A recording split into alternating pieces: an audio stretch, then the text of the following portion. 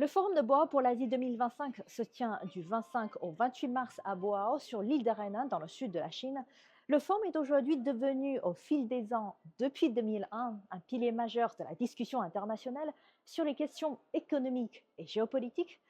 Aujourd'hui, il ouvre ses portes pour accueillir des participants à sa session 2025. Et tout à l'heure, par exemple, derrière moi, il y avoir une session thématique dédiée à la croissance économique mondiale et celle de la Chine. Cette année, le vice-premier ministre du Conseil des affaires d'État de Chine, M. Ding Xuexiang, est présent à la cérémonie du forum le 27 mars. Dans un contexte international en constante évolution, le forum de Boao pour l'Asie 2025 prend tout son sens.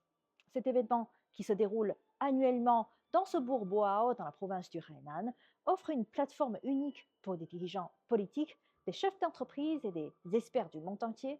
Le thème de cette année, l'Asie dans un monde en mutation, un avenir commun, met l'accent sur le multilatéralisme et un développement ouvert.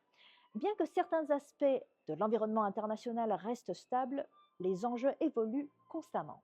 Aujourd'hui, le monde est en pleine transformation, puisque depuis le début de l'année 2025, on assiste à la montée de l'unilatéralisme et du protectionnisme.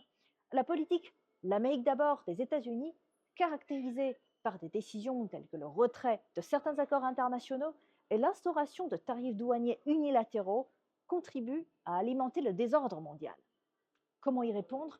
C'est l'une des questions que le Forum de Boao tente de résoudre lors de la session annuelle de 2025 qui s'articule autour des 4 grandes thématiques. Le premier qui me marque en particulier, c'est de rebâtir la confiance. C'est-à-dire aujourd'hui, comment relever les défis posés par le contexte international actuel. Le premier axe du forum, reconstruire la confiance dans le grand bouleversement mondial et aussi de promouvoir la coopération. Cela inclut la construction de l'économie mondiale ouverte, en particulier en mettant en évidence le rôle croissant des pays du Sud. En outre, il s'agit de trouver des moyens de faire face à la politique américaine protectionniste, par exemple en encourageant les accords commerciaux régionaux et multilatéraux.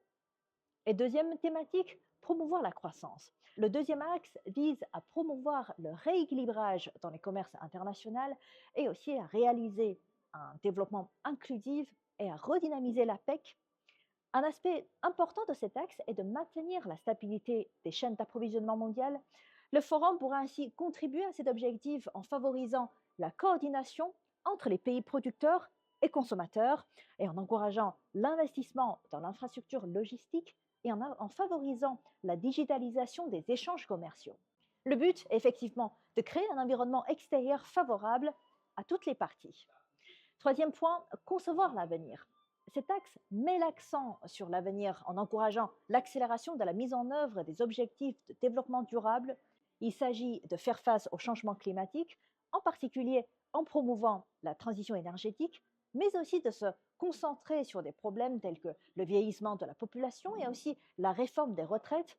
En abordant ces questions, le forum permet aux participants de se projeter vers l'avenir et aussi de trouver des solutions innovantes.